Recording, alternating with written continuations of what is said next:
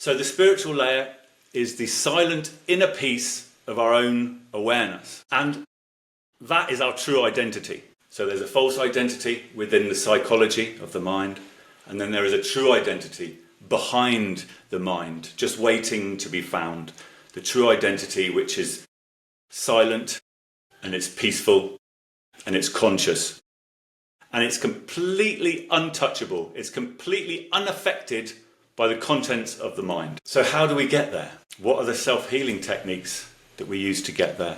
So we go to side 2 of the pyramid, and here it's the journey of meditation. The journey of meditation is how we get to the spiritual layer. Now we're going to go into this in more detail in the lesson, spiritual layer. But just briefly, the journey of meditation is a journey, and it takes time. However, it's actually very, very simple. And the first thing we learn on the journey of meditation, or I should say, the first thing we are teaching people on a journey of meditation, is the concept of the subject and the object. That's the first thing we should learn in the journey of meditation. What is the subject? What is the object? To understand that when we're meditating on something, and by the way, meditation is just focusing on one thing, concentrating. I mean, it's the easiest concept in the world to describe. It's focusing on one thing. And when we do that, we make a split. We make a split between the subject and the object. We are the subject. You are the subject doing the meditating. And the object is what we're focused on in the mind. So we use the mind to focus on an object of meditation. And that object can be all sorts of things, but we'll talk about that later on. But that's the very first thing in the journey of meditation that we should be teaching, the subject and the object.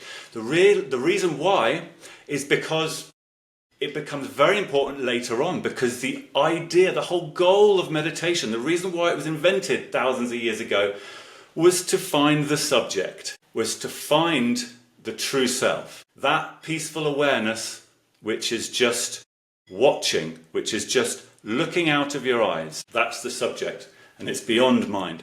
So that's the journey of meditation, and we'll go into that much more in the lesson, spiritual layer.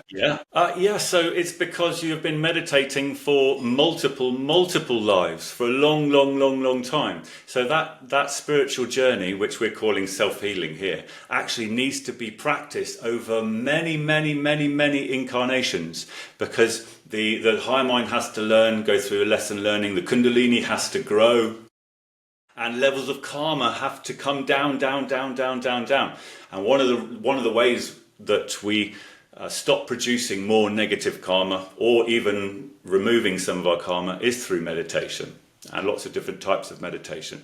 To get to the point of self-realization, or Kundalini awakening, which allows it, you have to have gone through many lifetimes of doing self-healing exercises, or as it was called, spiritual practices.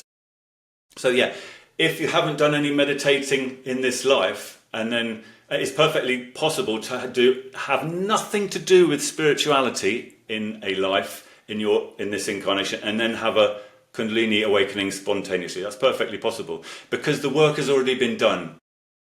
You're just seeing the tip of the iceberg. And in fact, we are seeing many people have Kundalini awakenings that have nothing to do with spirituality, haven't even thought about it in this lifetime. So yeah, that's perfectly normal. But when the Kundalini awakening happens and people start going through self-realization, things will start coming back, things will start to change, because one of the most important things about self-realization is that it is the source, which eventually the source realizes itself through that person. So it's inevitable that people will get back into certain aspects of spirituality.